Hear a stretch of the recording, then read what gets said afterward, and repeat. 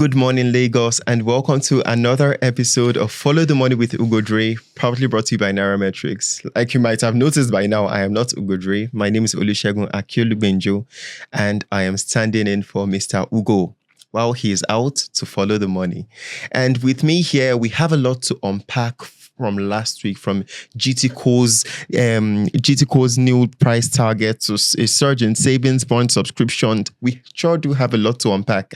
And with me here is seasoned analyst Idika Aja. Yeah, thank you very much, Shegu. Yes, so Mr. Idika, I dare say last week is one of those weeks where money was truly moving in every direction. So let's get to it, shall we? So from the information we got, at exactly 2:30 on Friday, when the NGX markets closed, we saw the all-share index close at 148,977.64 points, which was up by 0.42% for the day, bringing the year-to-date gain to almost 45%, Mr. Idika. That is huge. Could you please give some context to that?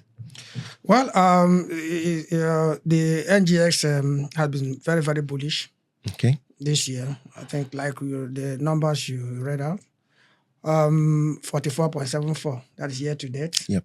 Then month to month, and quarter to quarter, you have about 4.39. That's wonderful. I think even doing better than last year.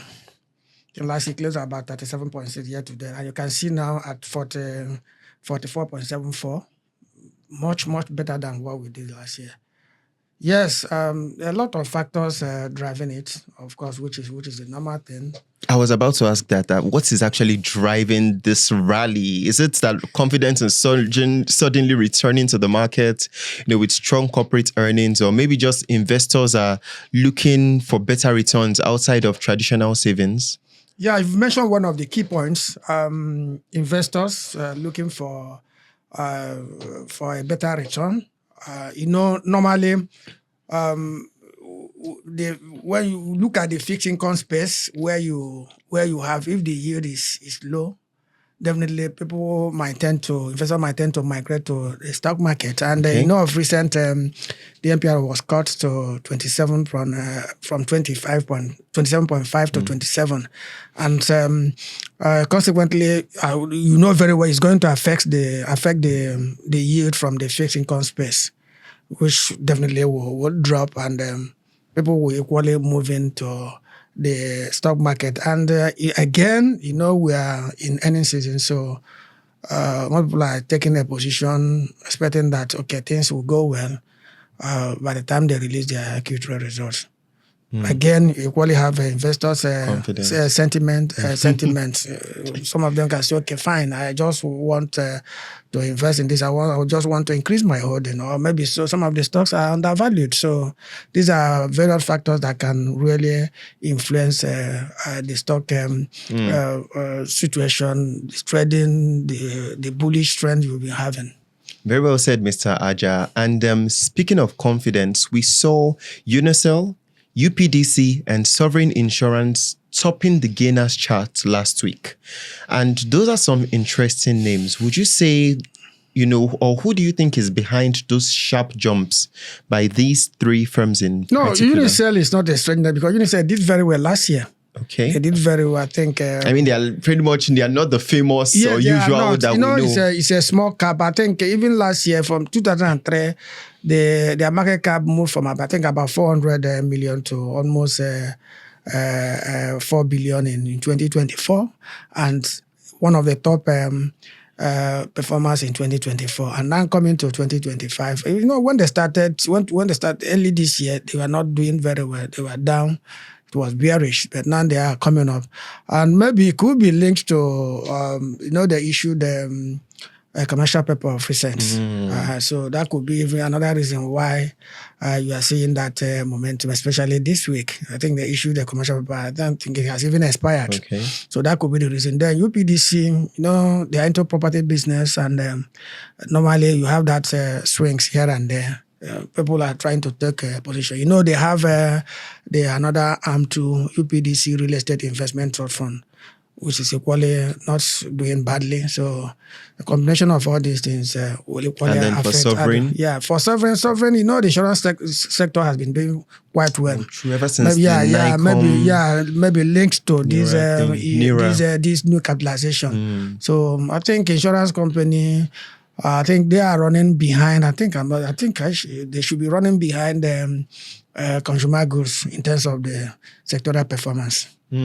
Makes absolute sense. And we also saw the usual big boys, UBA, Access Holdings, and Fidelity Bank dominating in trade volumes. And that's a big clue about liquidity concentration. What would you have to say about this? Yeah, for the banking sector, UBA, most of them are in the market to raise capital, especially UBA just issue the right issue. So normally when you do that, people will try to...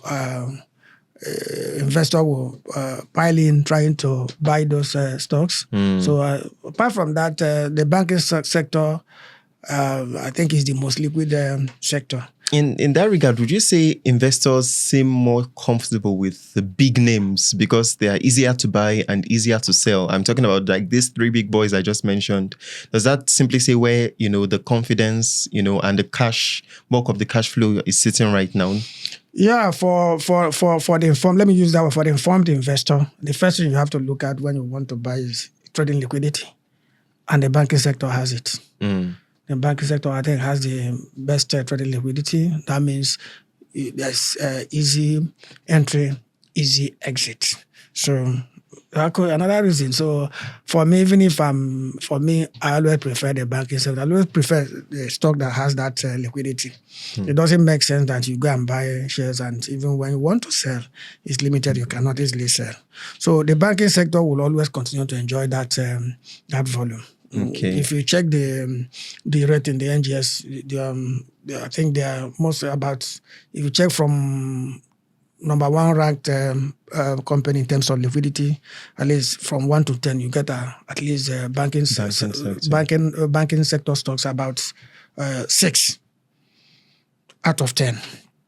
Safe to say these investors are keen on following the money.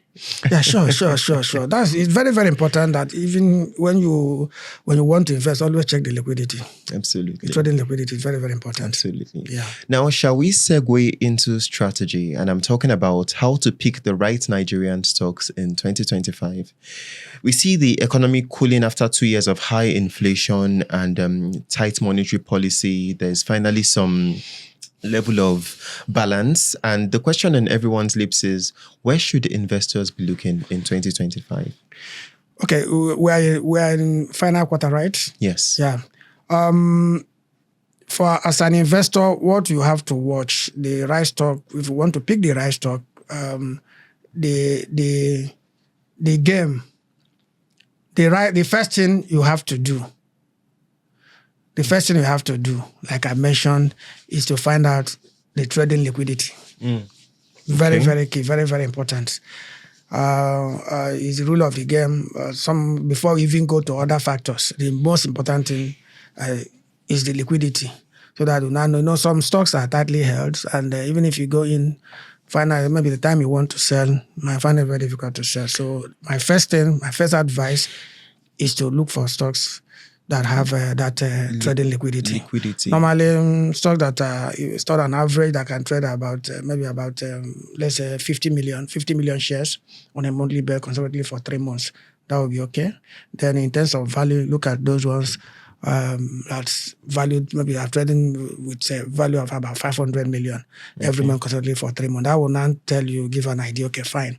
These stocks, these stocks are liquid, and I can come in, I can exit. So even without any problem. I hear you, and that's actually the $1 million question. When you say, you advise with liquid stocks, but what about value stocks? Those gems that might be underpriced, but could take time to mature and equally, just be as profitable. What do you have to say about that? Yeah, like I said, it's not only liquidity, but the first thing you have to consider is liquidity.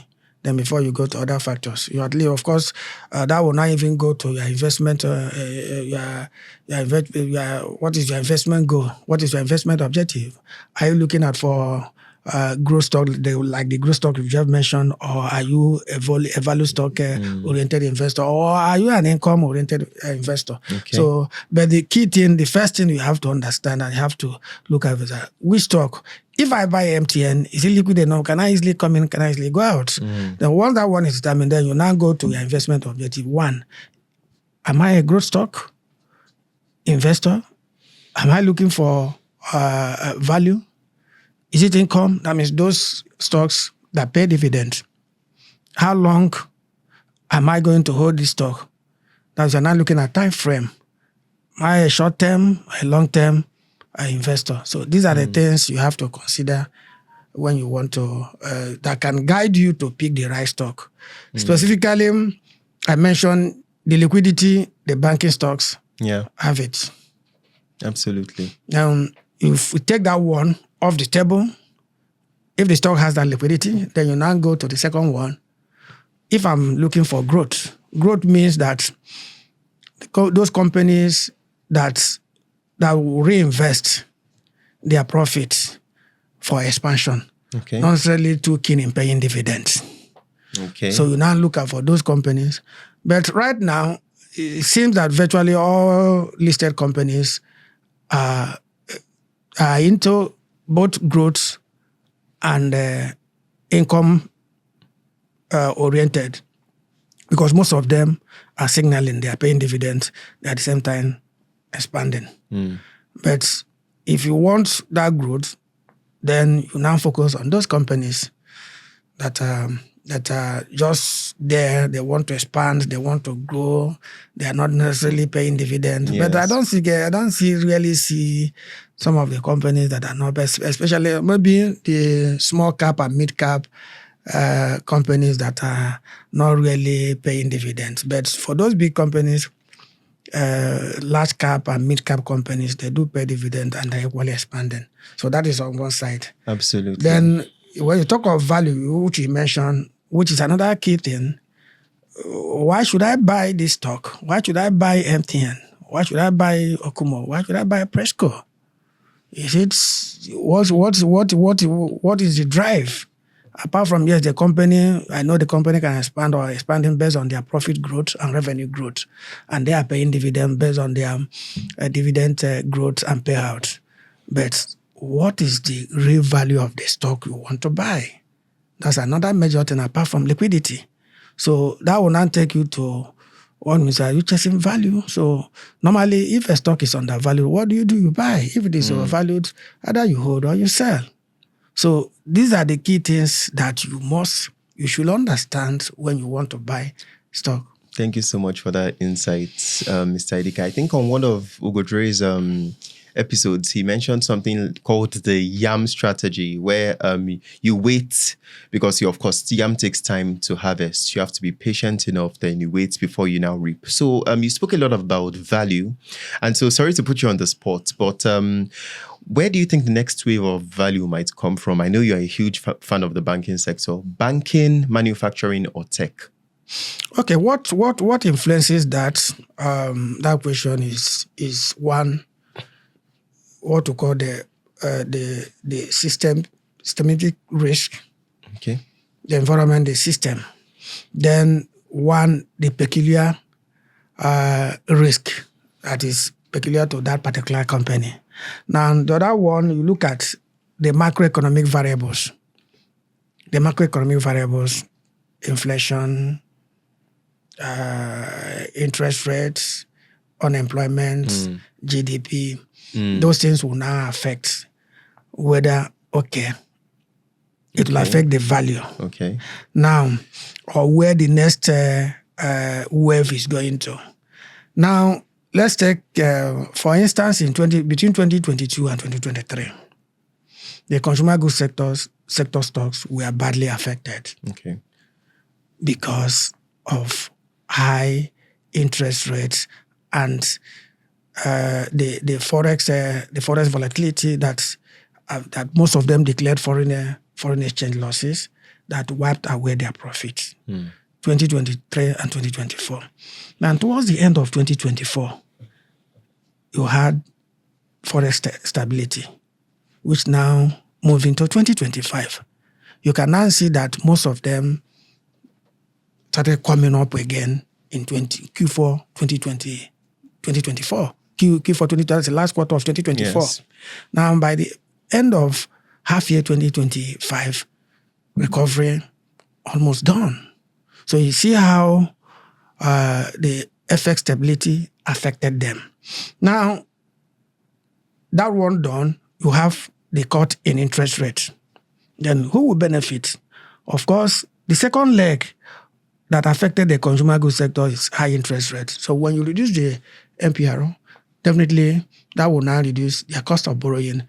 And with the cost of borrowing down, that will now reduce their interest expense and equally impact on their bottom line. The bank, on the other side, normally when you reduce rates, yes, so to say their income, because that high income might not be there, you understand, but they still have the opportunity of booking more loans. And if they book more loans, that will expand their risk assets. And at the same time, it will equally reduce the provisions they are going to make, because the likelihood of people defaulting might drop. So that will now affect, reduce their impairments. You know, if you check their results, especially their half-year result, don't have reduced their half-year result, you see how the thing impacted the banks. Some of them lost, Zenith Bank, for instance, had a more provision of over 700 billion in impairments. And that led to the decline in profit before tax they recorded, those that have released their results. Absolutely, Mr. Idika. So shall we go on a quick commercial break? Then we would come back and talk about how we think this banking recapitalization conversation, your opinion on it, on how it might be a risk or a catalyst. Hello, listeners, and welcome back to Follow the Money by Ugo Dre, proudly brought to you by Nairametrics. I'm still here with Mr. Idika. So, Mr. Idika, before we went for the commercial break, we spoke about the banking recapitalization, and I was asking what you thought, your opinion of it. Do you see it as a risk or as a catalyst, basically, the banking recapitalization conversation? It's not a risk, it's a catalyst. Okay. Because they are raising money. Because you spoke a bit about Zenith, the Zenith Bank, should I say, issue? So, in what regard? Could you just delve a bit into it? They are raising fresh capital, at least to meet up with some of them that are international, at least have about 500 billion in share capital and share premium. So some of them have raised that. Some of them are still in the market raising. By the end of the whole thing, they will raise at least more than 4 trillion. So I see it as a catalyst, not as a risk. So the most important is how they deploy the money. Okay. Absolutely. Thank you for that. And shall we segue into news on GTCO? We have the question, is it still a buy or is it a time to cash out?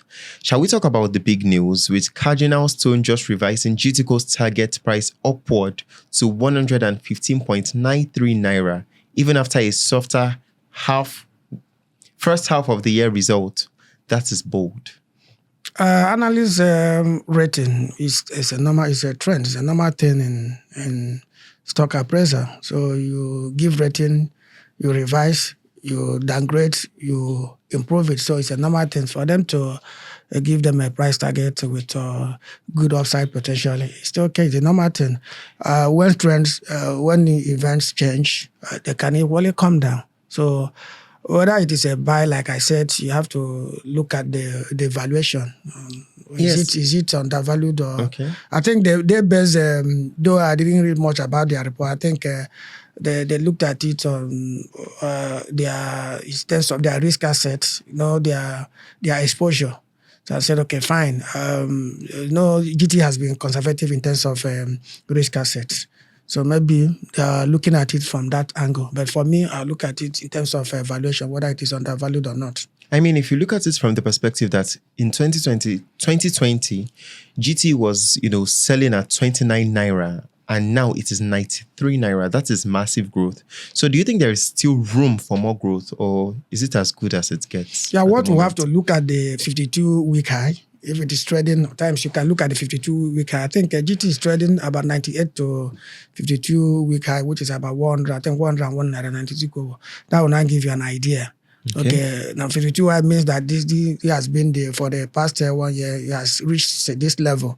So normally, if he has gotten near to that range, he's telling that he might not have room. But that is not to say that he cannot break that range. After all, he set that range. So, but this is just a simple guide that can guide you. For me, I always look at stock that are trading far below its 52-week high.